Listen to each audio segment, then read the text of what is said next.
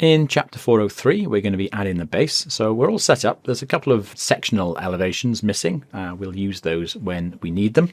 We've also, on the layers window, we have all the AutoCAD layers. So I can sort of highlight some various elements of these. I don't want to retain these layers. So what I'm going to do is click on Doors, Shift click on Base, and then click on this Delete Layer. So that then throws up some options: move contents to default layer, move contents to the current layer, or delete the contents. So default layer is layer 0, so we can say OK to that. Now we can't hide the current layer, and we can't change the name of layer 0. So now that we've moved everything to layer 0, we can now create a new layer and call that base. Okay, and then I'll highlight that so it's our current layer.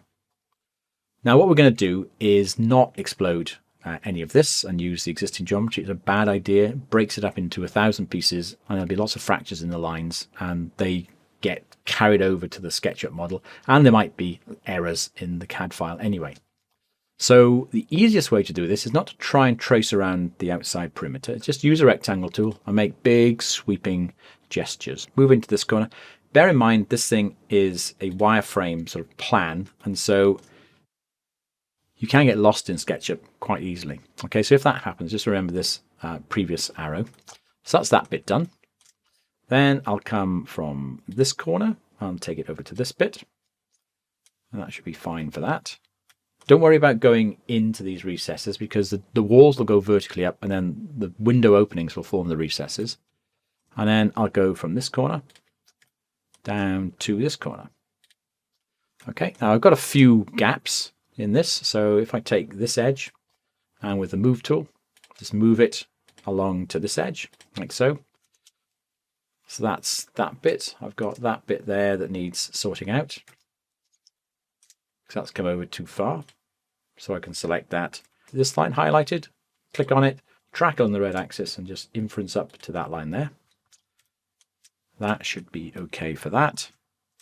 Everything else looks pretty good. So what I'm going to do now is bring in the eraser tool, just erase that line and this line, and then we've got our base. All the walls will be coming from this. The external walls will be going down past it.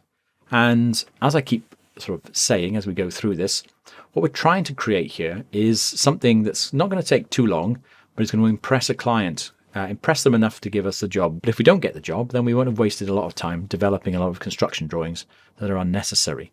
A client can often find it very difficult to understand what's happening in a 2D drawing, even if we've got the sort of vertical elevations. So a very quick and simple 3D model generated from our 2D drawings will often be something that will clinch the deal as far as commissions go. Okay, so we don't need this to be perfect. We need it to be good enough to impress somebody. So with this floor selected, push pull, and then we'll move it downwards, and we're going to move it to this point here. It's 150 mil below, or 6 inches below the walls. We don't need to add any dimensions to these things. We've got the lines, so we might as well use them. And that is our floor plan. The final thing we need to do is triple click to select all of it, and we'll hit G on the keyboard. That's going to bring up the component dialog box, and we'll call this base, and then create.